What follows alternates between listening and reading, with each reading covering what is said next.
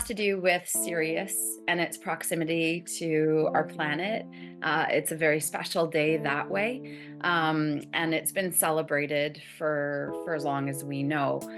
It's so beautiful. For me, it's more about numerology, right? So when you start to tap into the numbers and just understanding that each number maintains a frequency and has a message to go along with it. Those that have been following like the digits, like when 1111 pop up, when it's 222, all of this numerology, it just helps us understand that there's more to this reality than just Monday to Friday, 9 to 5, and that we're now tapping into what's on the other side. The beauty of this 888 moment, which is like the jackpot numbers, right? Like it's the most profound cosmic infinite alignment of numbers, 888. What's being shared is that it's all about really like, what is it that you desire?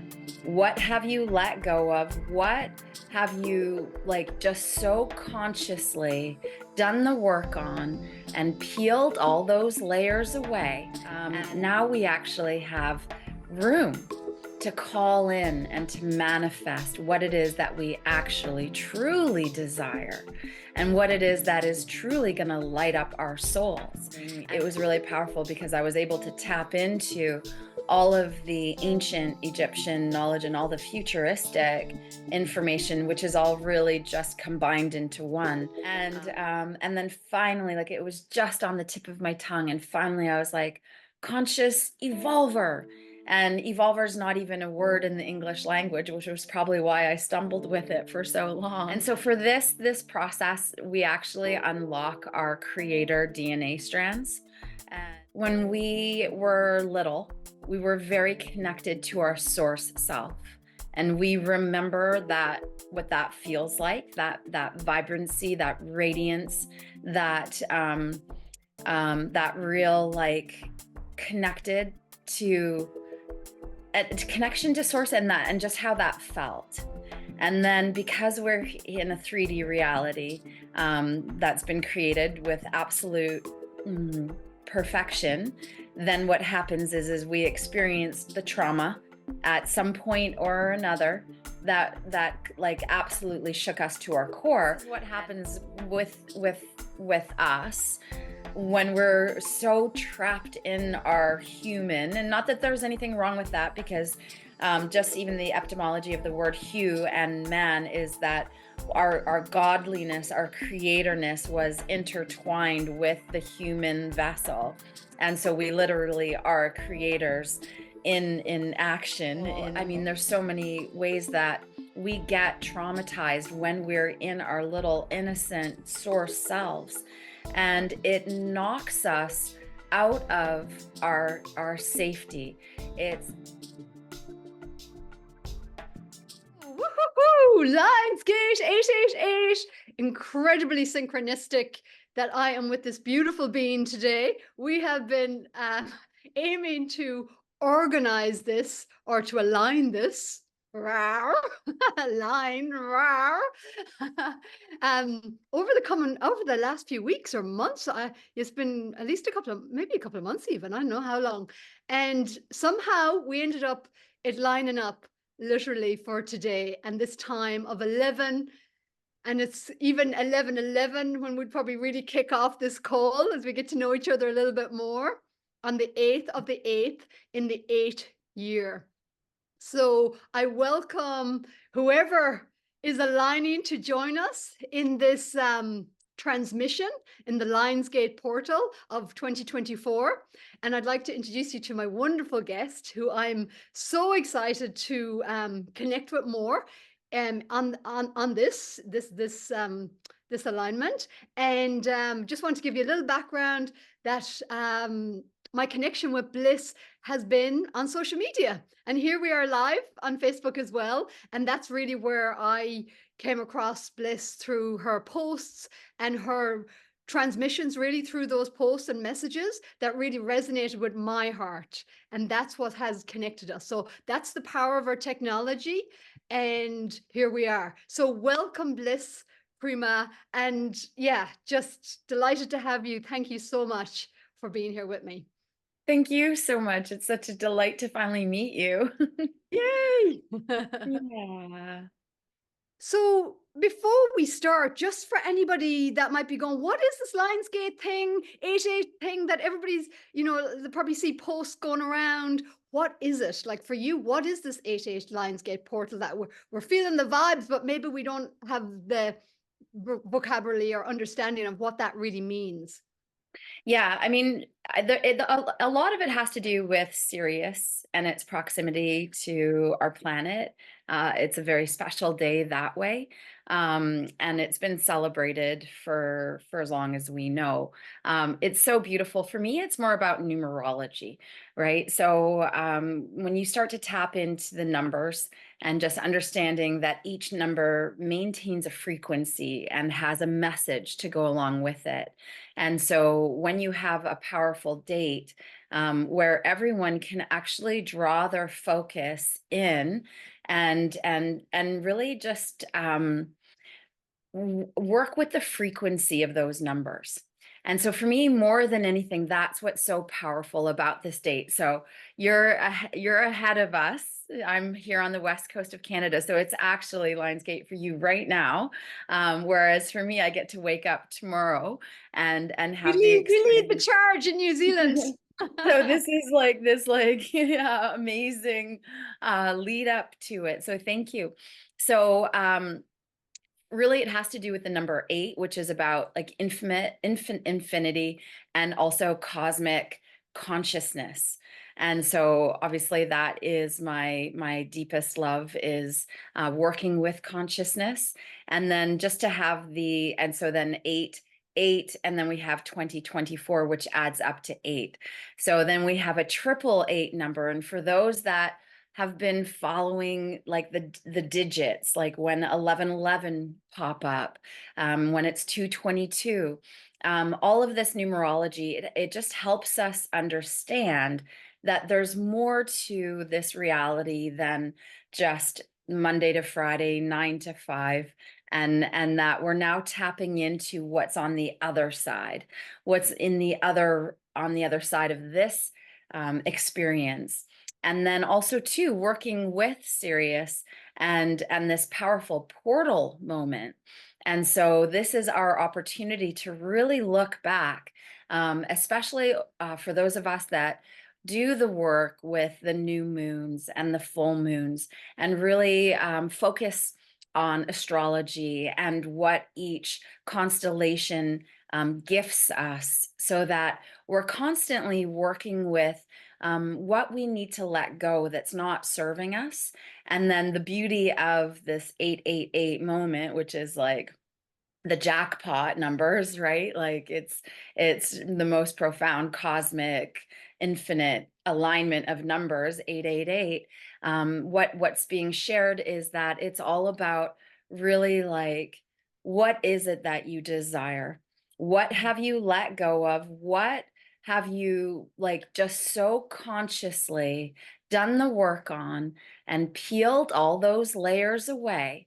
And knowing that these things, these people, the jobs, the loves, the friendships, whatever it may have been, that while you still love the person, the job, the people, whatever it may have been, but when there wasn't that alignment for your highest good, that we've actually just been letting go of that which does not serve us. And so for a lot of us, there's been a lot of work and time and energy that has gone into this exact moment in time.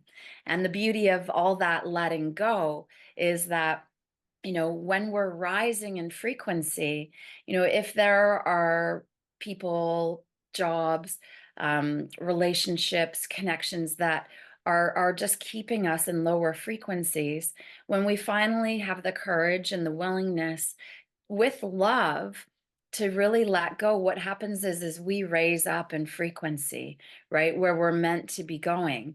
And not that one's better or worse than the other, but just to a different frequency. And so then what happens is there's space that's created. And in that space, that spaciousness, now we actually have room to call in and to manifest what it is that we actually truly desire, and what it is that is truly going to light up our souls, and all the pieces that will actually help us co-create a better day, a brighter earth, the new earth, the space and place that we all actually truly want to be in.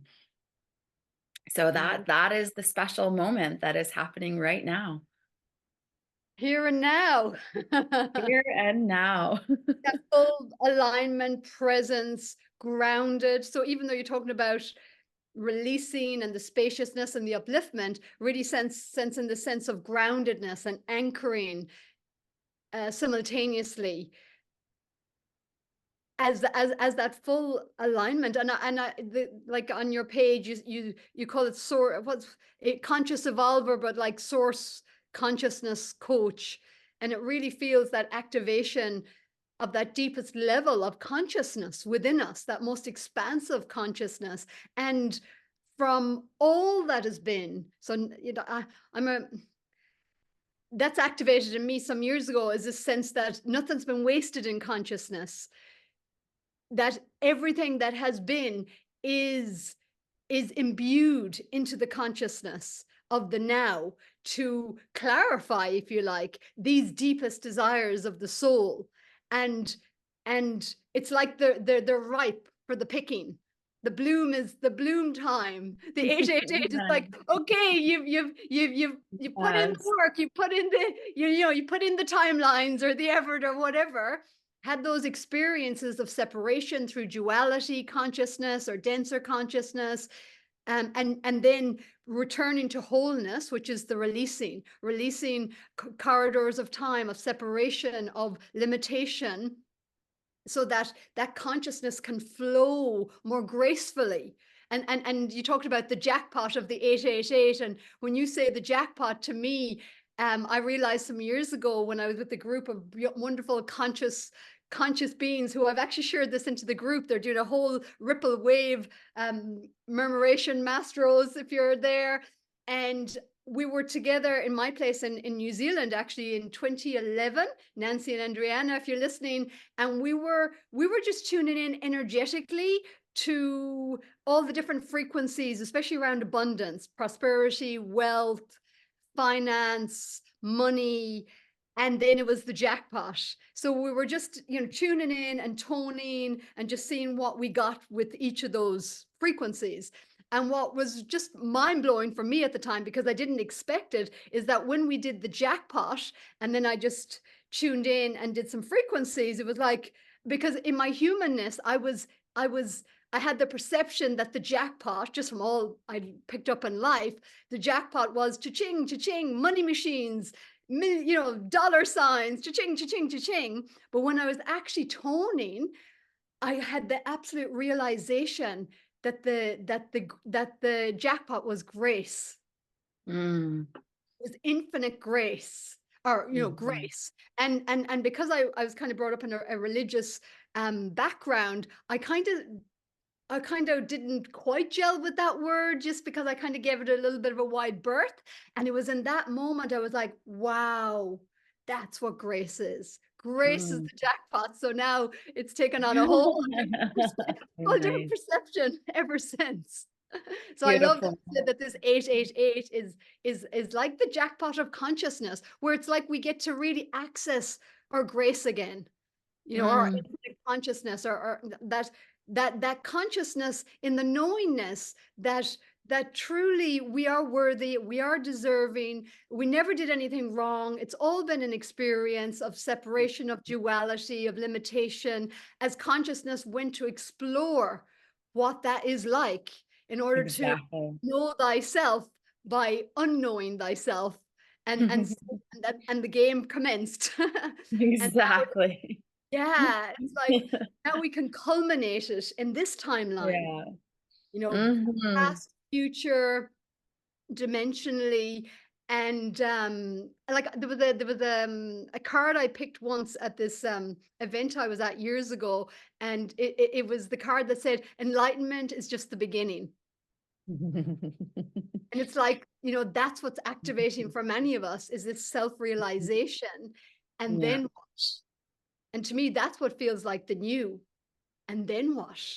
Mm, What will we mhm. create? What will we create now as conscious creators rather than in the unconscious Exactly. way that we were creating? Mhm. Nicely done. Yo, you're speaking my language. I love it.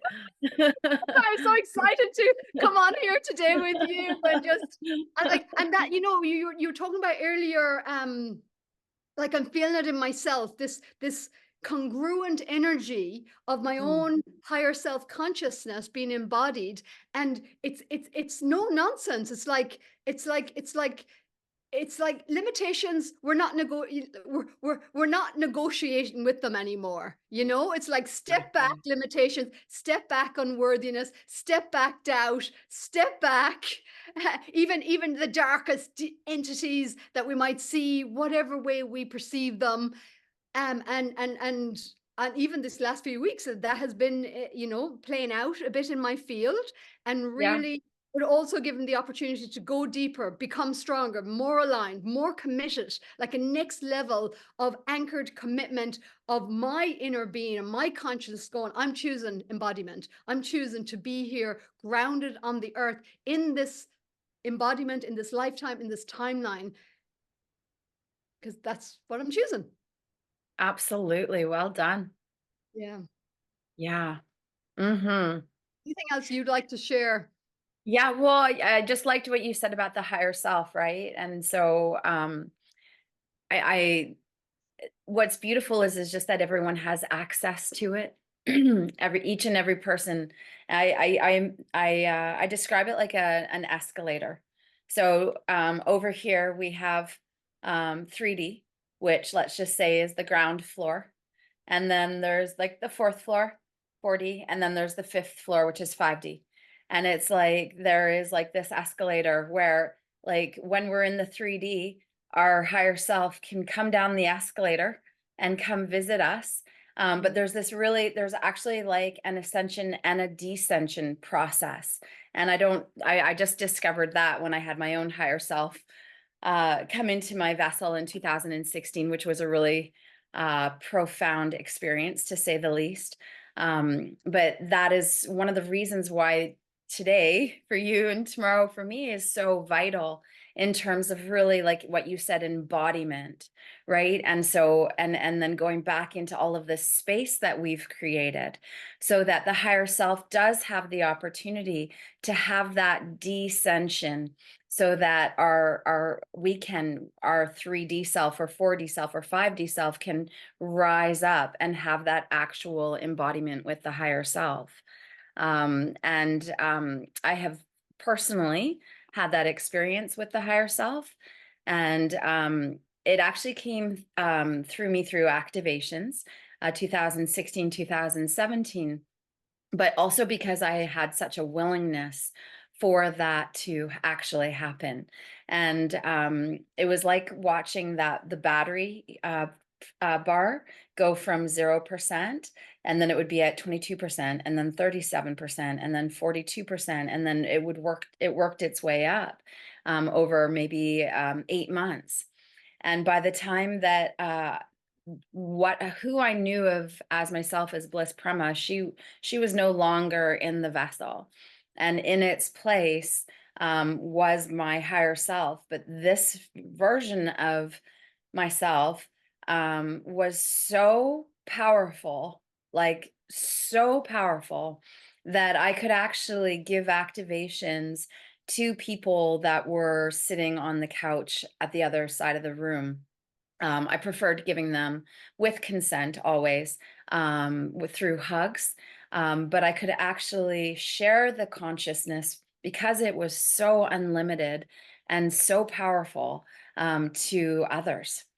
And so I've actually had the experience of having this consciousness from another space and time or realm or dimension or whatever whatever it is, come into this vessel.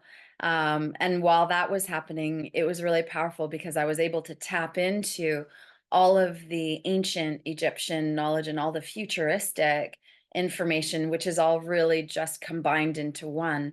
Um, and then share it with everyone. So it's been a very profound journey, um, with the higher self and embodiment, and it's available to everyone that is wanting or wishing or willing to go through that process. Yeah, wonderful. Where were you in 2016? Can you give an idea of what you said you were, what word did you use there? Like you were very willing or desiring Hmm. that Hmm. expansion or upgrade or activation within yourself. Yeah. So can you give a Yeah, little bit more I'll context backtrack to that? just so in 2011, right when the Mayan calendar was ending, I started getting messages to leave our new home that we had just bought here on Vancouver Island and to go to Hawaii. I had been like renowned for the Indian head massage and had clients booked 3 months in advance.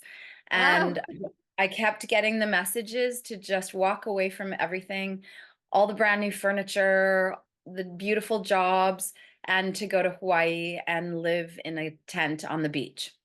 Mhm. And so we did it. My daughter was a 1.5 at the time, and I was waiting for the big lightning bolt to strike, and nothing happened. And then after 3 months, we just went to Main Island, which is an island just off the coast here. And then the lightning bolt actually did strike. I was in the bathroom. I thought I had food poisoning. I was dry heaving. I was like almost delirious, it felt like. And then I was on the bathroom floor, like going into spasms, like so cold. But then what happened after that was I started getting woken up at 2 o'clock in the morning and just writing. And during the day, I would see visions and I saw the octagon. And so I was like, oh, 1, 2, 3, 4, 5, 6, 7, 8. I'm like, eight sides. What's this? 8 steps. And then I would be talking to a beautiful friend, and I would use a word, and it was like deconstruction. And I saw the word like really big in my mind. And so for 8 nights, I got woken up at 2 a.m. And when I was done, I had a completed manual for this 8 step tool, um, literally outlining every single step. And so it took me about 2.5 hours of writing like consciousness, evolution, and I still have it. And then finally, like it was just on the tip of my tongue, and finally I was like, conscious evolver. And evolver is not even a word in the English language, which was probably why I stumbled with it for so long. um, and yeah, so I started to apply it to myself. And what I quickly realized was that these 8 steps that just literally map out if there's anything in our consciousness that needs to be improved or upgraded, that if we actually follow these 8 steps, we find ourselves in our higher purpose. So that came to me in 2012. And like, we see movies all the time where people are downloaded blueprints to a spaceship. That's what that experience kind of has felt to me, that this was a really beautiful path to happiness that was gifted to me to steward and to share with everybody here on Earth. So I applied it to myself. And what I found right away was that all the steps were already running through my life.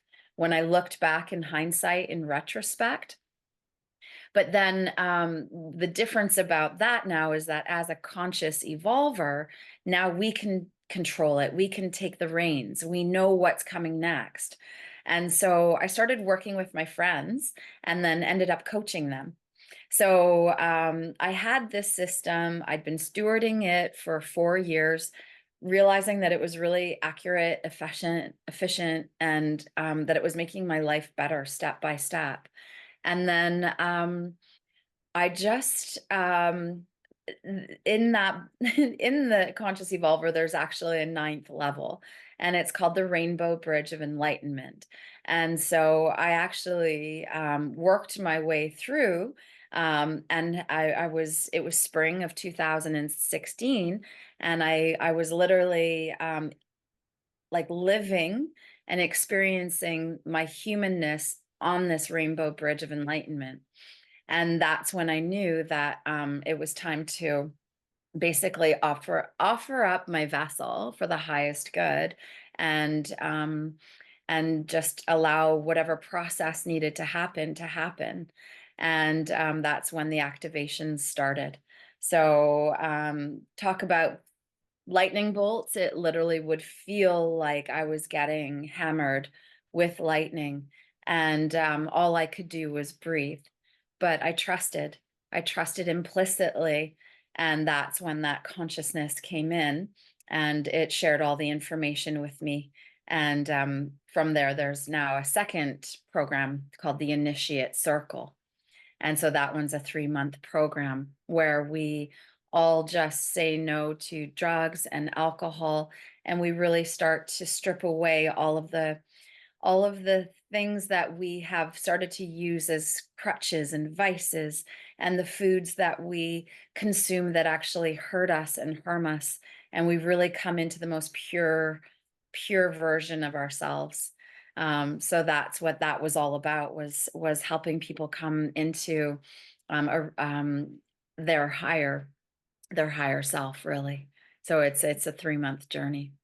So yeah, it's It been sounds like the 3-month journey of the initiate feels like it's like the human choosing to detoxify and get in more alignment from that place of going, yeah, I'm ready for a shift, I'm ready for change, I'm ready for a more expansive vibration, I'm ready to put down suffering, the separation, the exactly, struggle, and exactly. and allow the, yeah, just it's like that free will, it's like that step, isn't it? Like the free will. And of course, and even for myself, it was health challenges in the past that I Mm, really had to go down the path of going, okay, alcohol isn't helping me here right now. And that's when it was like, no. right, I have no idea how to even invest in my health at the time.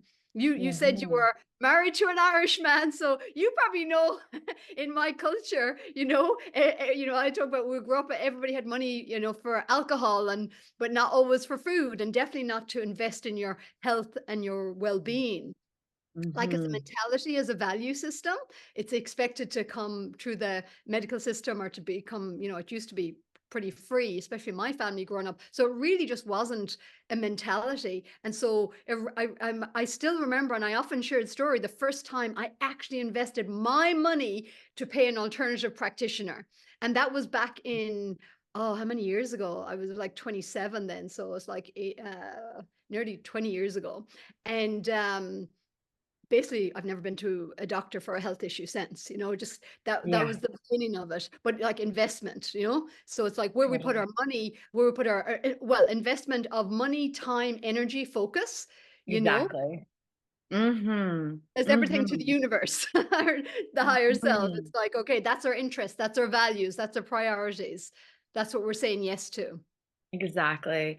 And so for this process, we actually unlock our creator DNA strands, and really focus on doing the transmutation from the carbon-based human into a crystalline cosmic species.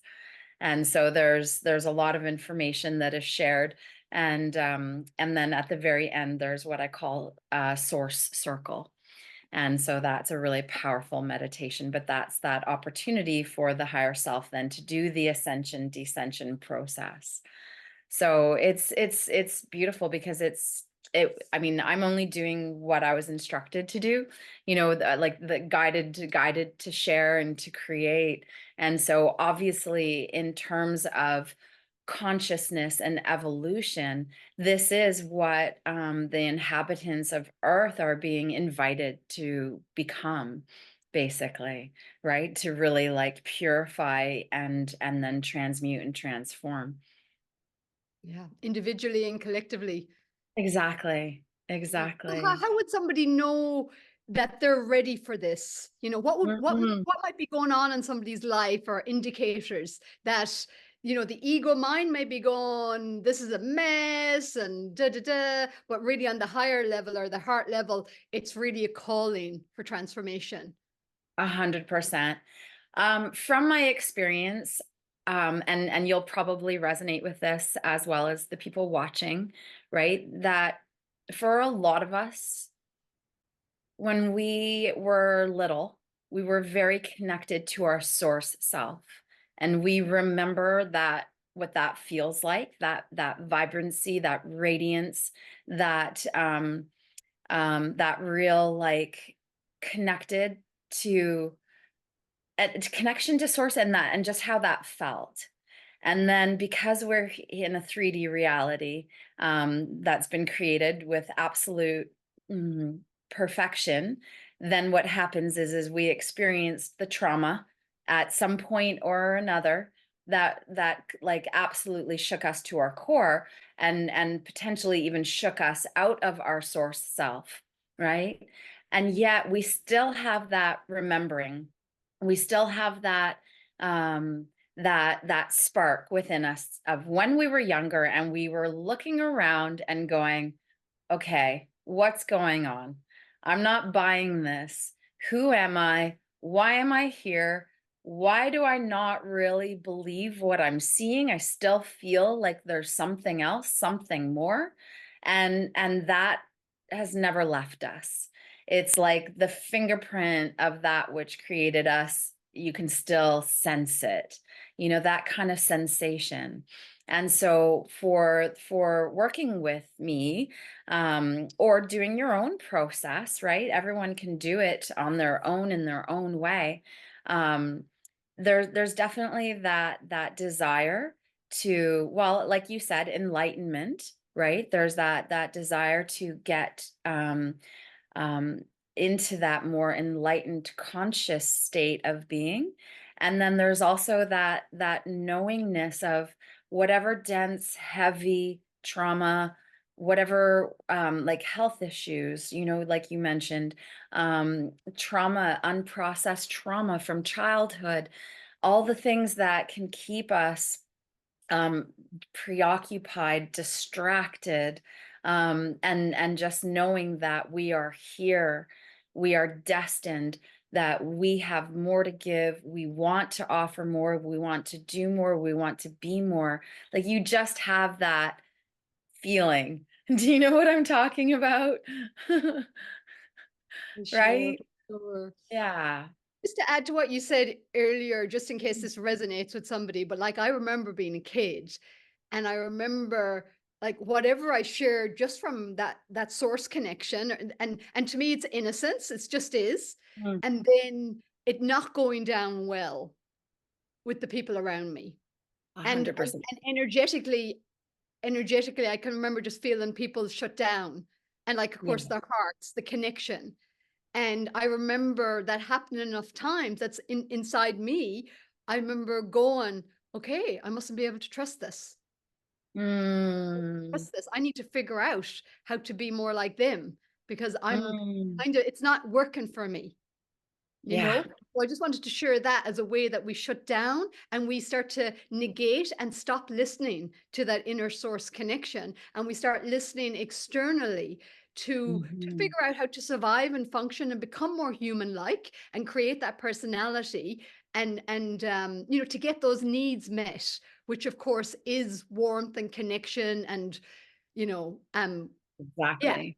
you know, that's what Well, really and I connected to think the it all comes down to us, like exactly what you said, getting our needs met. And it's like when you're shining your radiant source self, when people don't understand who or what that is, it makes them feel uncomfortable because it's unfamiliar, even though they come from it as well. And it's just been shut down for whatever reasons, right? And thus, that's how the pattern gets created of source being shut down because it's not openly supported, and then that's how the shadow got developed, right? Like literally. So all of these big, beautiful, radiant, beaming qualities that we all were birthed out of our mothers, you know, and then all of a sudden it becomes our qualities that we feel like we have to hide, and we start playing small, because when we play Even feel small, shame about, like, feel there shame. you go, Shame is right? just a rejection because there wasn't, I call it like a welcoming for those qualities. So then it's like, oh, it must be a wrongness because Yeah. we come into the place, or, what has been, it's been a judge, it's been the judgment, the duality. This is good, this is bad, this is right, this is wrong. And how do we decipher what that is? Okay, people clap and approve when I'm this version, and Mhm. they ignore, or they shut down, or I get a Or they slap. Maybe give you somebody funny says, looks and they're frowning at you. exactly, or maybe even teased, or something like Mm. that. Or I remember a friend of mine, actually, she told me when she was young, I can't remember what age, but it's such a powerful, simple but powerful story. And she was feeling in that bliss place of her source and her magnificence. And she was written in her in her journal about how magnificent and beautiful she was, and just purely from her innocent and from her inner knowingness. And then a couple of friends, or one or two friends, got the journal, read it, and then started to tease her about it. And then Mm. she felt shame and she stuffed that away. And she'd been dealing with how to unpack that for a long Yeah. time afterwards. So, Mm. it's going back to what you said, that we come in with and that's why I love, like, as well, be as a child to enter the kingdom. It's return to that innocence. It's Yeah. like a full circle moment. It's back to the innocence of the child, but it's also why the healing the inner child is so important, to be able to Mm. return to that innocence again. So, do you want to share 100%. anything about that, about the healing journey that's required to return to that innocence and wisdom of our source connection? Well, and that's so this is what like I'm truly so honored and so blessed to have been the one that got to receive this transmission. So after 2012, when I received the conscious evolver and I started talking to my friends, I basically just naturally started coaching them. And so after I received the blueprints in 2017 for the initiate circle, I did the first initiate circle, and then from there had the motivation, the energy to begin at the third level, which is a coaching program.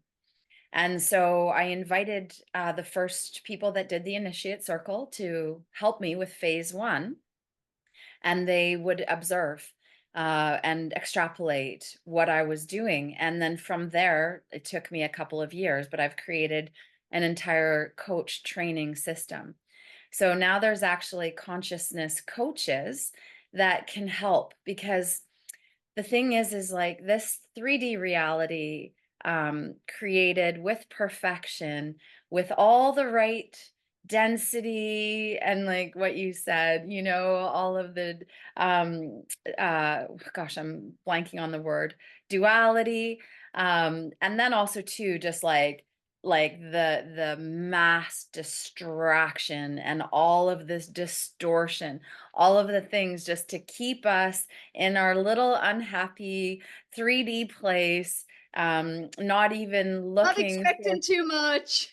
yeah, playing small, just, spending all our money so that we can go in debt so that we can get some more things. And like, I mean, that's the way 3D has been designed. It's like, the perfect little, little reality, right? To get lost in. I mean, Um, isn't it fascinating how, like, the game, I mean, just from this from this place becomes fascinating, like, source, you can start to understand why we chose it. Like, this oh, fascinating game to push us out of the moment, to be mulling over the past, and sweating the future, and never realizing that the presence in the here and now, that all is well. and that this is the gift, Yeah. right? And so this is what happens with us when we're so trapped in our human. And not that there's anything wrong with that, because just even the etymology of the word hue and man is that our godliness, our creatorness was intertwined with the human vessel. And so we literally are creators in action, in motion. Um, but what can happen is when we are, and for the majority of us, I mean, there are those really beautiful, rare individuals that have just had a really blessed life without any trauma. And I'm so grateful for them that they can hold that frequency for us. But then for the majority of humans, it's like we are born in 3D. And the thing is, when that first trauma happens, whether it's parents fighting and screaming, or the abuses that can happen in the hands of other people. I mean, there's so many ways that we get traumatized when we're in our little innocent source selves, and it knocks us out of our safety. It's our worldview has just shifted to such a profound degree that what was once safe and happy has now become unsafe and unhappy.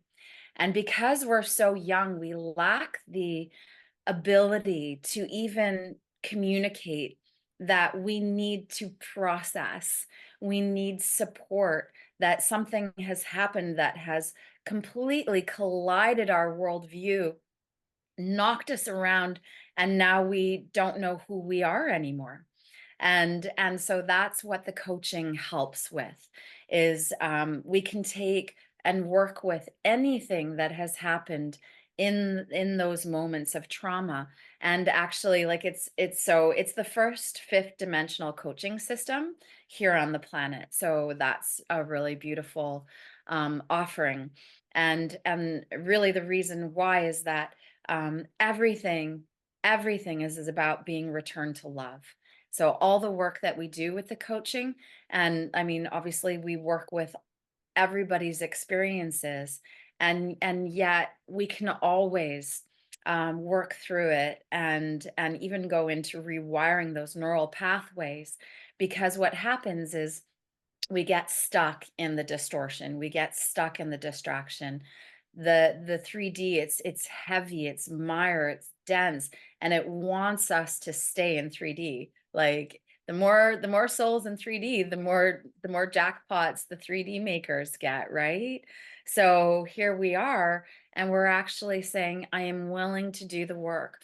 I'm willing to step out of what has become familiar, even though it's uncomfortable, even though it's unhappy, even though it's hurting me, and saying, okay, I'm going to go back into those moments with so much love and so much grace. I'm being held, I'm supported, I feel safe, and I'm able to work with those moments in time and get them to like literally work with them, transmute them, to make them actually something that is super highly empowering.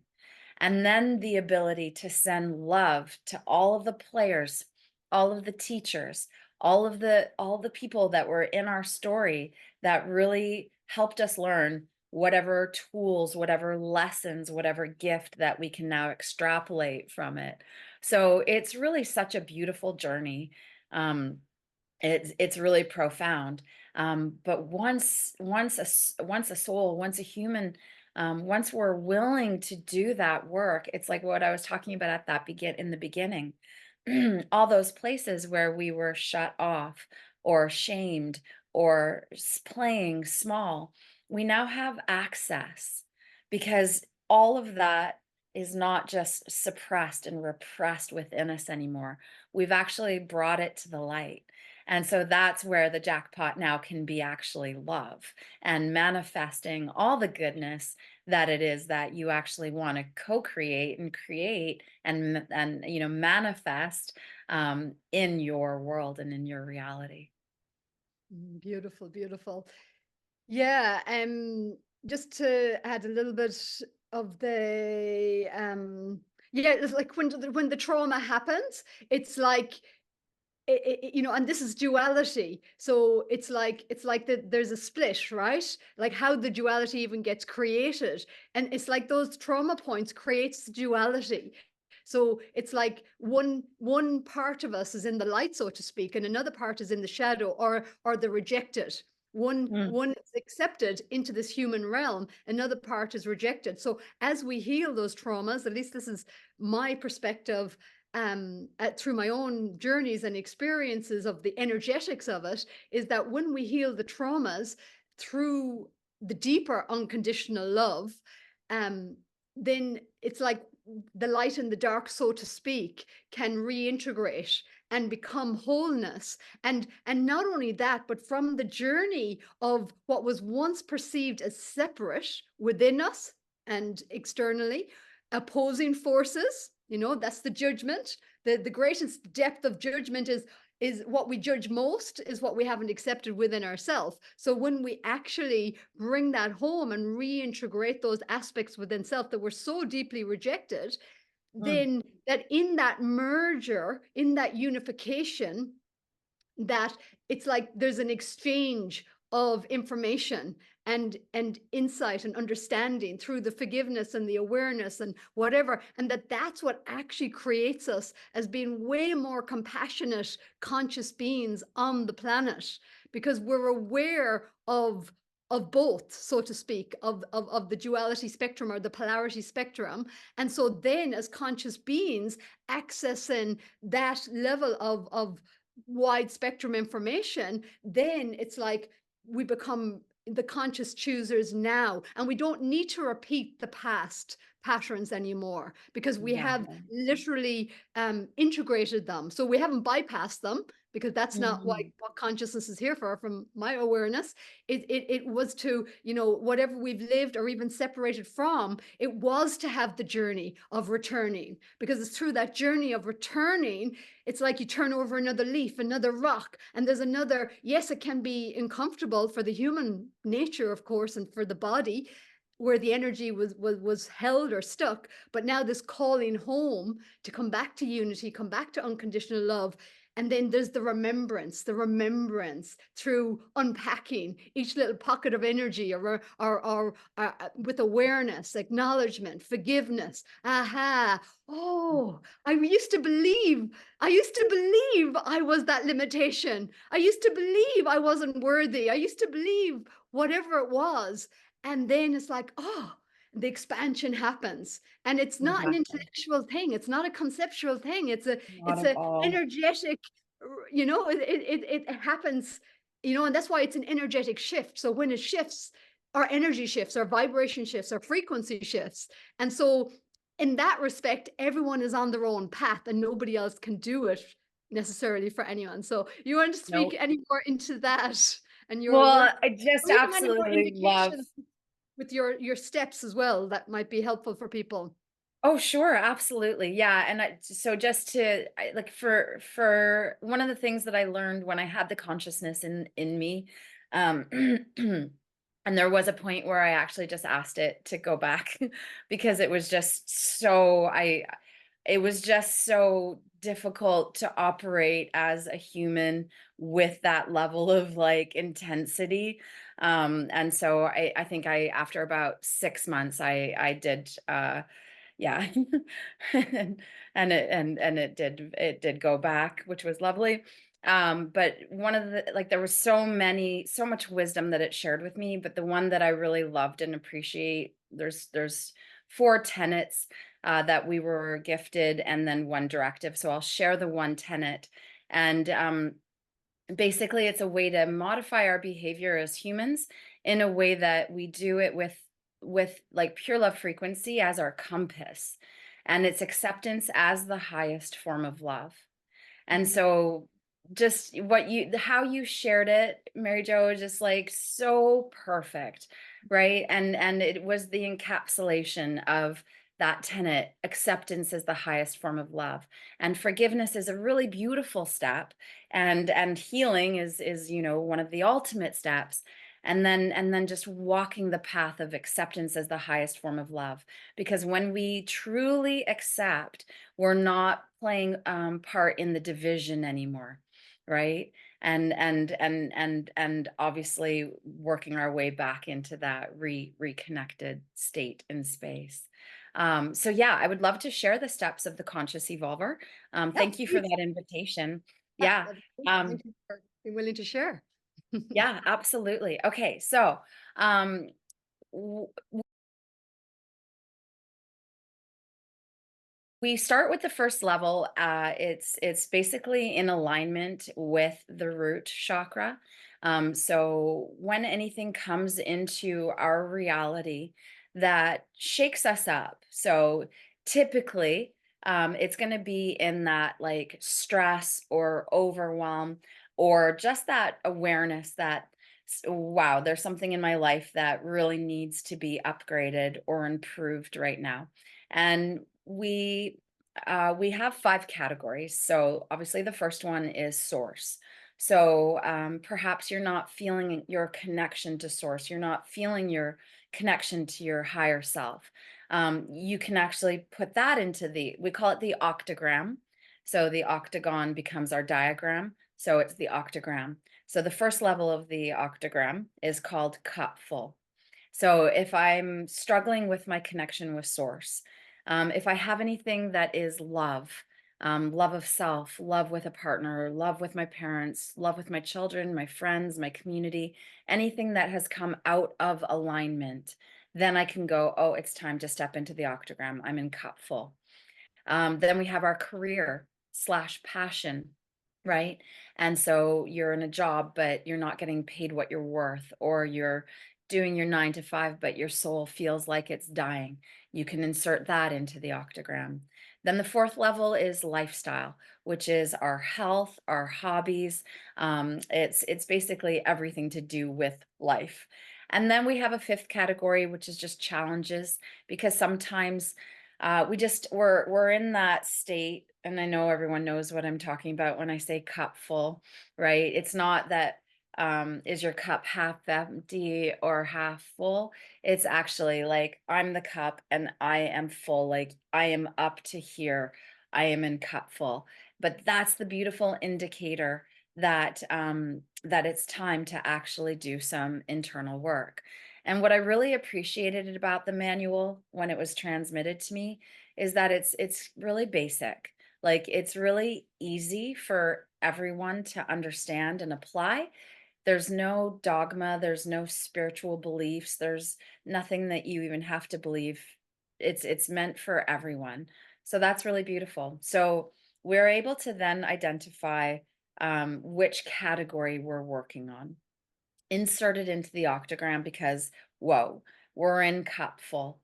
The next level, level 2, which is associated with the sacral Well, chakra. just to clarify, because Yeah. sometimes you say like fill up your cup to be full and overflowing, but what you're mean is like full, as in I can't handle any more, like breakdown point kind of thing. Something has to give, something has to High change. stress. Yeah, Yeah.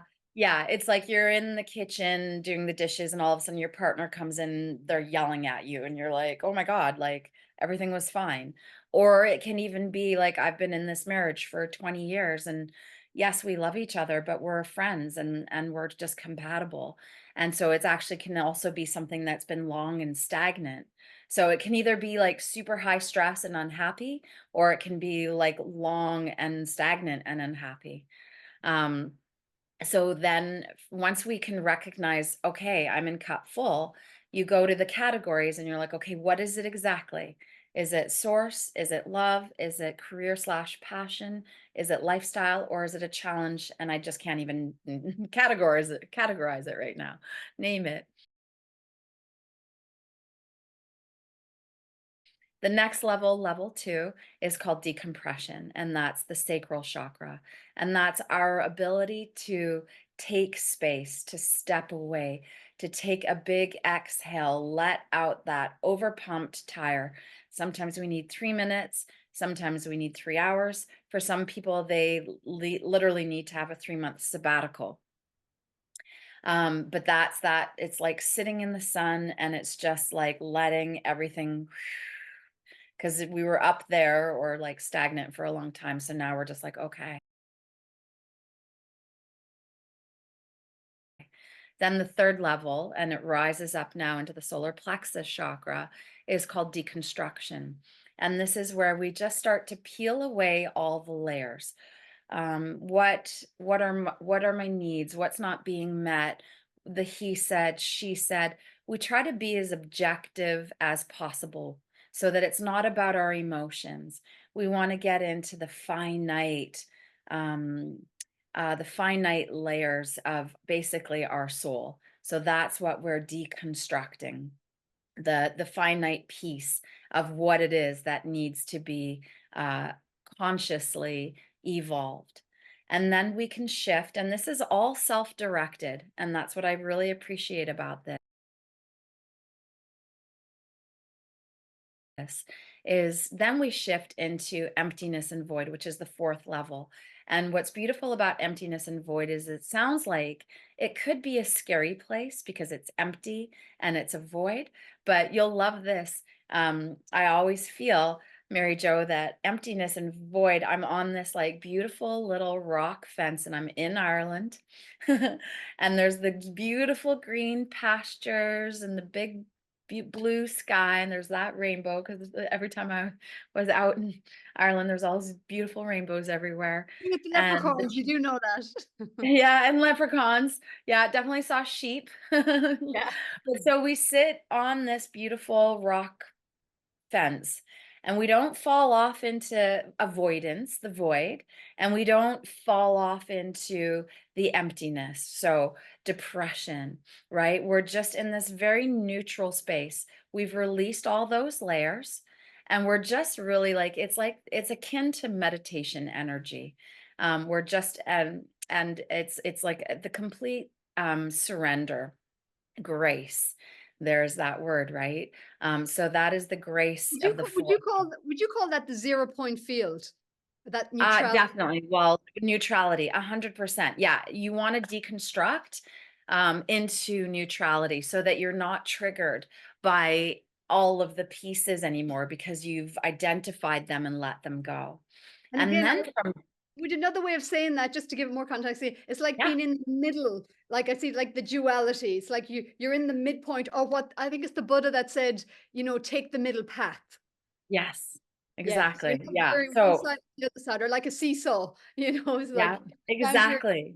your midpoint. Yeah. Yeah, so we don't want to fall off because this is actually like I really feel depression is one of the most misunderstood like emptiness and void gets depression when we fall off that beautiful midpoint and we get because we're like we're feeling neutral. We're not, yeah. And then or we can try to bypass, watch all the podcasts and like just think that we're doing the work and then all of a sudden it's done, we're good. But then ultimately what will happen is we'll just end up back in cup full. But when you know that you're actually purposefully in emptiness and void, you have that capacity to just like Jedi and like just sit in that meditation because we know emptiness and void is the heart chakra. So we're just sitting there and we're just permeating pure love frequency while we're waiting patiently because we know it's about to happen. The fifth level, which is called divine inspiration. So that's why we can really just trust and be in surrender in the fourth level. So now we're rising up into the throat chakra. And this is our ability to be receptive and open. And what I so love and appreciate about the conscious evolver is that it's not about anybody else. It is 100% about our own inner wisdom coming in to guide us. And so, how it can come in through many different formats is really beautiful. Like, it's when you hear the snippet of a song, and it's exactly that divine inspiration that you were waiting for. Or you're walking at the park and a couple walks by and all of a sudden the volume just gets that little bit louder for something that they needed to that they were saying, but it's exactly what you needed to hear. Or it's the book falling off the shelf and you've opened it up and you're reading what you need to know. Or it comes through dreams or just 11, like 11, 11. 888, you Yeah. see the numerology. Exactly. Like the big revelation, and it comes through to you, right? So in all of those examples, that is our subconscious, that is our higher purpose, that is us with design, creating with purpose, letting us know the next step in the path to happiness, right? So then we're going to get a little bit more technical. So we go into level number 6, which is reconstruction and planning. Now we're up here in the third eye chakra. So now we're absorbing. There's this beautiful path that gets created. The feminine, the left side of the body, receives the information, transfers it to the divine masculine, the left side of the brain, and then we really start to reconstruct. So we're brainstorming, and we're just allowing for that divine inspiration to continue to feed us and share with us and tell us our next steps. And so, where we deconstructed in level number 3, now we're reconstructing ourselves, but we're doing it in a good way. We're doing it in a way that is methodical, it's divinely guided, right? So now we move up into the crown chakra for level number 7. And that's where we put all of that reconstruction and planning, and we put it into action.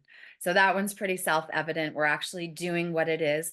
We can look back at cup full and be like, wow, thank you so much. A shift was needed. I was not in alignment. I was not as embodied as I could be. I needed something that I needed to lift up. I needed to evolve. And then once you've put it into action, then we shift to the 8th level, which is our higher purpose. And that is the 8th chakra. And that is the feeling of being celebration. It is victorious. We can literally look back at who we were at that first level in cup full, and we are such a different being. We have totally transformed. We don't even really recognize that part of ourselves, but we look at it, that part of ourselves, with such deep compassion and love. And so yeah, that's what it means to be a conscious evolver. Somebody at the beach just yesterday said, so it's like a path. And I was like, oh my God, it's a path to happiness. I was just thinking about the hero's journey as well. Yeah, Go I through it. know. Yeah. Exactly. And so Joseph Campbell, like, obviously follow your bliss. So it's really, I mean, the synchronicities. My mom named me Bliss. She wanted to call me Emma. But there was a Oh, voice in her head. it's your actual name. It is. She Oh, wanted to call me Emma, but there was a male voice in her head that argued with her and insisted that I be named Bliss. And wow. so, Joseph Campbell's, I can't remember if it's 12 or 16 steps. It definitely feels very masculine, and it's a beautiful journey. This one is almost like the Cole's Notes version of a hero's journey, right? Which repeat that Um, again? do you know Cole's Notes? Like, No. if okay, so if you want, instead of reading a book, you can get the Cole's Notes, which is like the condensed version of all the information that you need. So where a hero's journey, it's quite complex. The conscious evolver is just, it's less steps, and it's simpler. Yeah, yeah, yeah. I But mean, I do, because I think like these different pathways, so to speak, are also reflective of the consciousness or the yeah, energetics that we're playing with. And so exactly. we can say words like more masculine, and maybe yours is more in the feminine or more energetic or more subtle energy, because the vibration on the planet is literally in a different energetic Oh, frequency. good point. Yeah, good point. Yeah, absolutely. But that being said, it's meant for everyone. So, um, yeah. But yeah, it has profoundly changed not only my life, but the life of thousands of people. And it's just really magical. I always wonder if, like, it was created in the future and we figured out time travel, and that's what those activations were them sending the knowledge, and maybe Joseph on the other side helped us create it. Like, I don't know, but The idea that we're all, it's all we're all holding hands energetically on the exactly, bigger consciousness sphere, and we're all. Um, exactly. I do this quantum healing hypnosis stuff, and a friend of mine, she was channeling some stuff, and that's what was kind of coming through. Is like when we don't activate our light or our evolutionary journey, um, then it's like it's like there's a ring in the chain missing if we're not willing to shine, and that Yeah. ring in the chain needs to be seen by the next one to be guided because Hmm. we're all lighting the path. So we're all Beautiful. ultimately in this together. Yeah. Of course. Well, there's no other way. The, Like, the illusion oneness. was that the illusion is that we're all separate and it's up to me. I gotta my ego, my personality gotta figure it out. Actually, that's what I wanted to ask you about. A couple of things is how would you explain to somebody what the ego is, how it gets constructed, and what its place is in this evolutionary next phase of life on the planet, and Yeah, also what creates absolutely. anxiety, because that needs to Yeah. be a thing. And I love I what you um said I about the depression, by the way. Anything about that as well, I think is really Okay, beautiful. Yeah.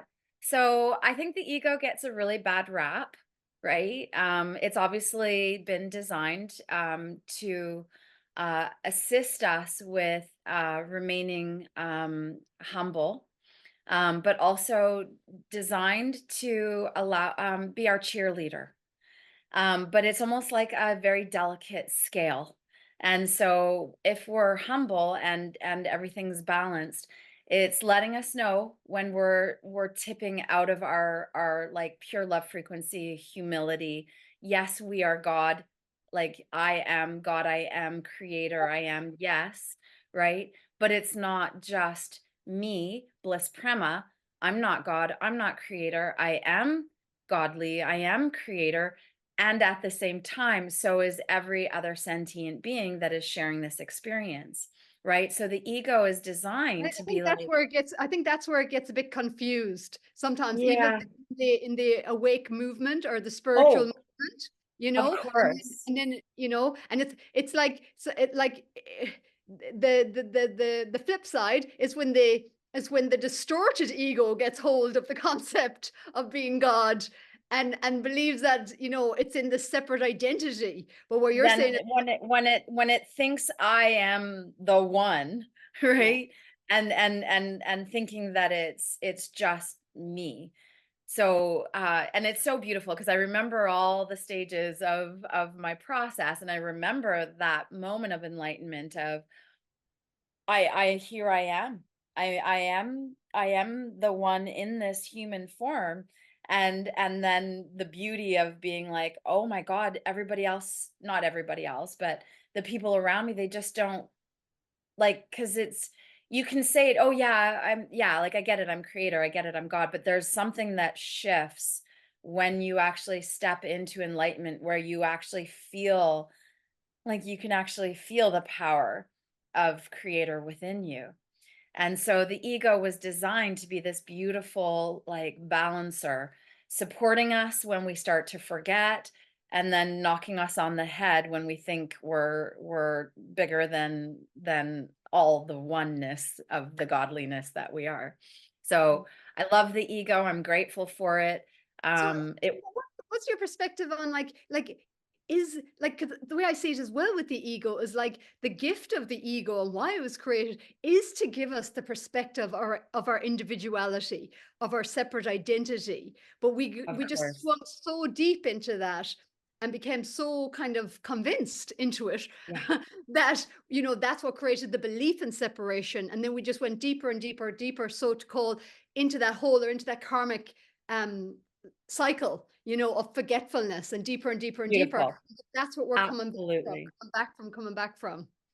Yeah, and I think, like, I do feel like the ego, is definitely one of the things that we created here in the 3D to definitely, like, have that distortion energy, but I also do feel that it does have its own duality, and so when you have that healthy, balanced ego.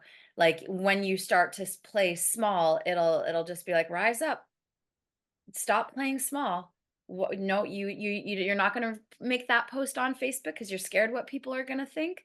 No, you make that post, and you stand up for those people that are being discriminated against. Like it does work for us, and so I think it has a bad rap, and I just think it's a very fine-tuned machine made by the 3D.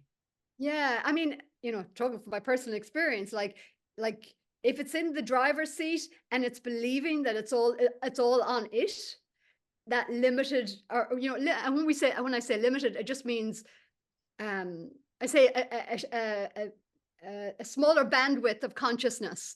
And so when Mary Jo's ego gets in the driver's seat and is holding on just because of conditioning or trauma, because of survival, and habit these days, it's just a habit sometimes, of maybe a fearful thought, or some concern, or reaching into the future and going, what's going to happen? And then the Mm. ego grabs hold of the steering wheel going, and but then it gets overwhelmed, which is the cup full. I think what you're talking about is like, because I don't know, I don't know, I don't know, I don't have the answer. And then it's like, okay, take it over, source, higher self. I'm going to go in the back seat. You take over. You take over. Okay, so is that what happens with you with anxiety? Because I heard you mention that. Yeah, it can do. Yeah, yeah, for Okay, sure. okay, so then the flip into the anxiety. Yeah, yeah. Yeah. I've only personally experienced anxiety a few times. So I'm not as familiar with it. But it definitely just does feel like disregarded triggers that have tipped the regulation of our nervous system and then been ignored. And Mhm. so the nervous system is actually like revving, and we haven't paused long enough to actually reflect on what that original trigger was. And it may be over here, Mm. but it's built up and built up, and it's been ignored and it's been repressed. And then all of a sudden, like, nervous system is just like, like the cartoons where the kettle and like, you know, that's what I would how anxiety feels. And so I think for me, working with somebody that has anxiety, I would want to just hear your stories. And I would want to like start with, okay, so what happened when you were experiencing that anxiety? What happened that day? What happened? How were you feeling the day before? And I would actually like just backtrack, because my intuitive sense is that there would have been something that lit you up and you didn't have the opportunity, the time, the maybe even like awareness that it even happened. Like it was like a covert under the cover. So yeah, I would want to just explore it, and I would love to like navigate it with. Like for example, I've had a lot of anxiety around my voice, around Mm, had to do a lot of healing. And for this lifetime as a child, when I was mm, in two children's homes between age 3 and 6, and when I came okay. back to my home house at 6, I had to go to a speech therapist to relearn how to pronounce Hmm. words. And I still have a little bit of like, how do you pronounce? I was asking you, how do you pronounce the second part of your name, and like with the Mm, English and pronunciations. Um, and so I've had to make peace with that. And another stressor for me would be, yeah, around expression. So creative expression. So really trusting my heart and my creative expression, because yeah, the memory and the nervous system of being stifled or shut down are punished actually for that.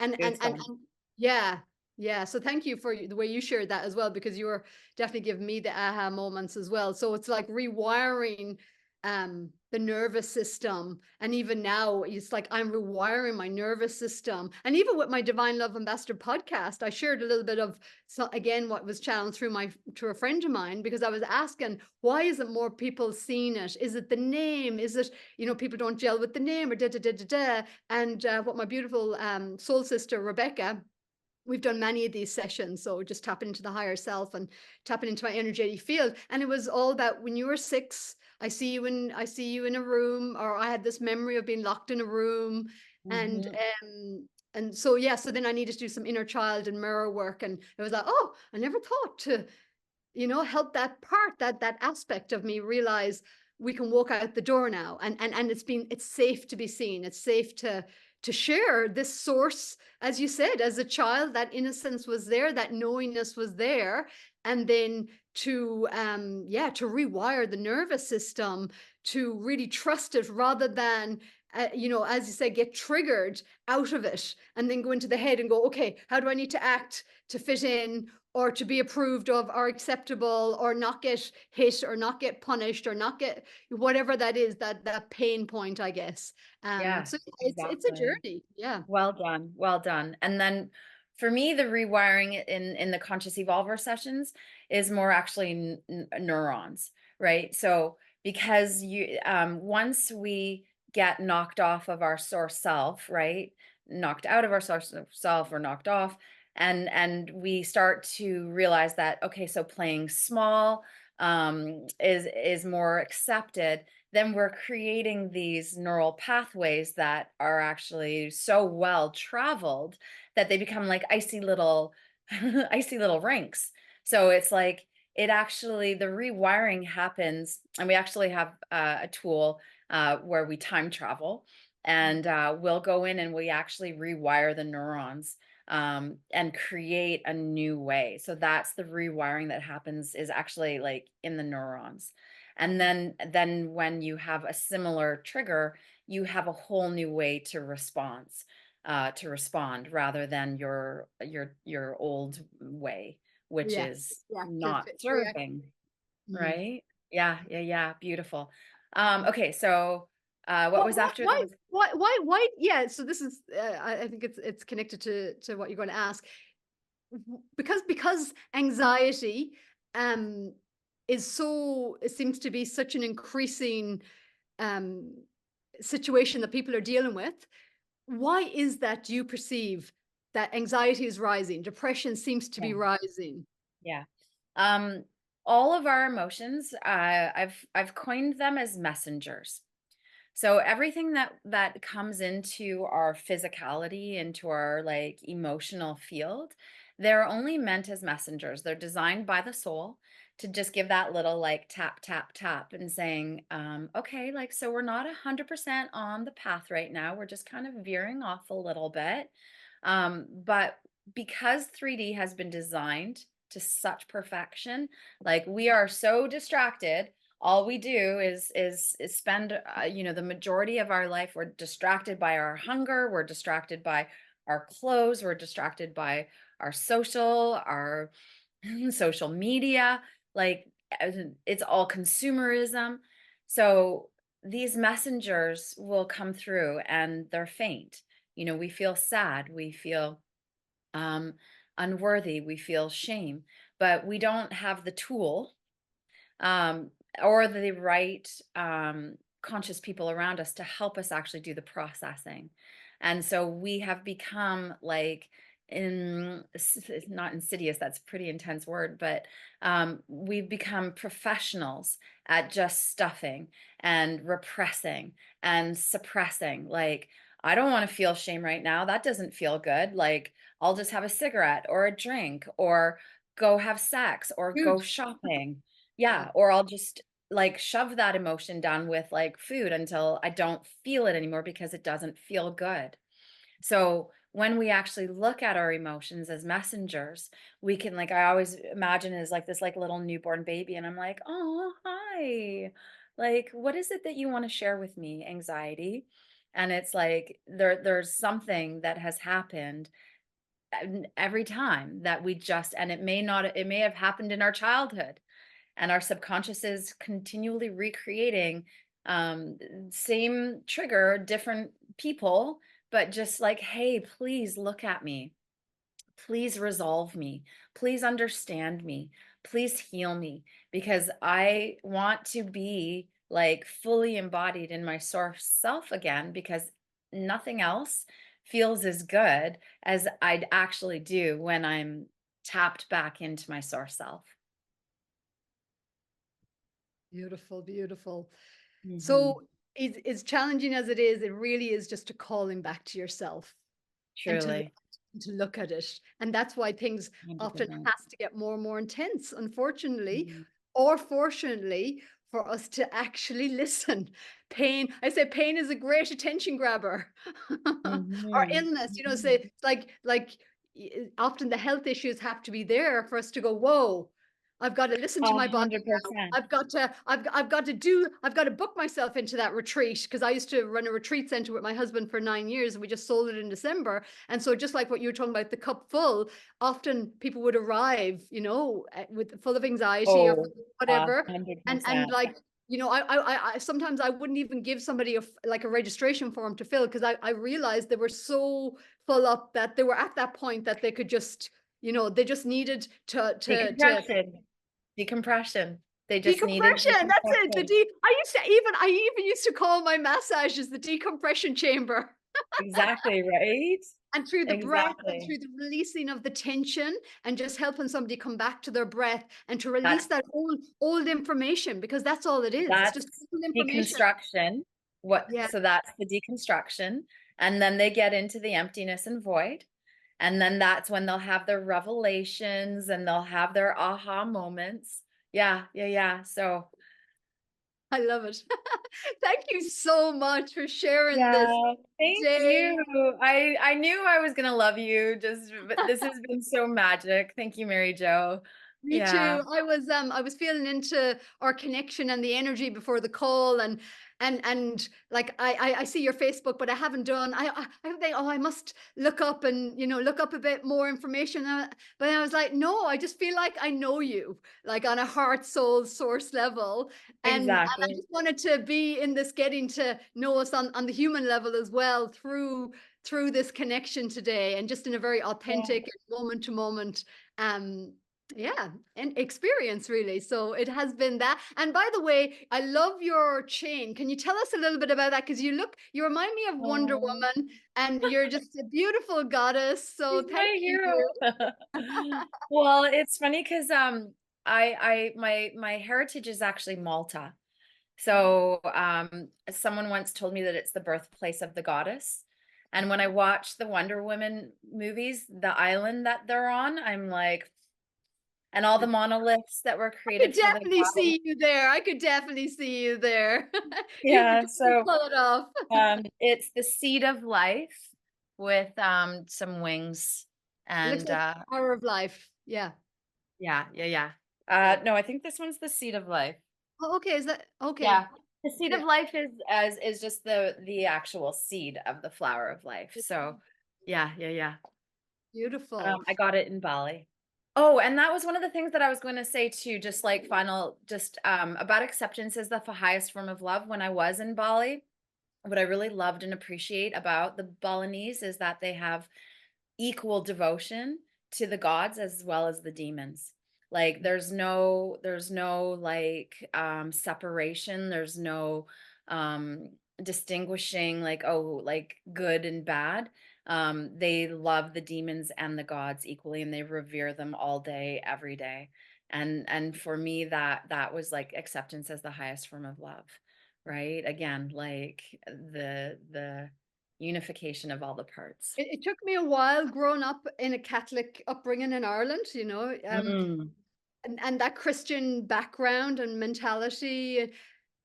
Even when I went to India and seeing all the different gods and goddesses, and again, mhm, you know what you're saying, mhm. especially Cali. We went myself and my partner at the time back in 2003. We flew into Calcutta, and there was a lot of temples with Cali, and she's like, you know, Exactly. and now I love Yeah. her, but at the time I was like, You're like, what "Ew, what is this? why?" People are going worshiping these, you know. It took me a while to get it. It really did. But I mean, that was a total whole journey and totally shifted my perception. One of the ways I explained is before I went to India, I was an Irish person traveling. I'd been to Thailand and Cambodia and Vietnam and Australia. But when I went to India, I realized I was a Western person. I had a Western mind, you know, in terms of Mm, construct of my understanding of of things, and then Yeah. India really, opened the doors and the windows on that, and it's been Yeah. expanding ever since. Exactly. Exactly. But tell people how they can find you, how they can Oh, connect, thank you. and Yeah, come on. absolutely. And what is your longer training? So you've got your 3-month initiative Here, initiate. I'll map it Sorry. all out for you. Yeah, I'll Okay, map it cool. all out. Awesome, Thank you awesome. so much. The first level is considered a beginner's level, and it's called the Conscious Evolver Immersion. So what we actually do is we spend a week purposefully in each level.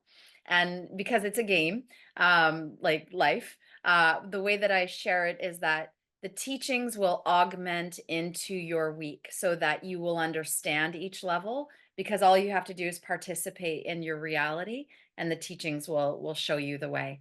So that's the beginner's level. It's 8 weeks long. You pick one aspect of your life that you want to get into higher purpose, to just boom it up and bang it up and like improve it. And so that's going to be October 20th, I think is the date. The second level is called the Initiate Circle, and it runs from September 20th to December 20th. And that's an annual program. This one's going to be the 9th year that it's running. And that one, you can actually, it's intermediate, but you can begin there, especially if you feel the calling. And then we'll run the immersion a month later. So a lot of people actually choose to do both, so that they're learning the system as well as going through the initiate circle. Then in February, for those that wish to become a consciousness coach, they can do the consciousness coach training, conscious evolver coach training from February till September.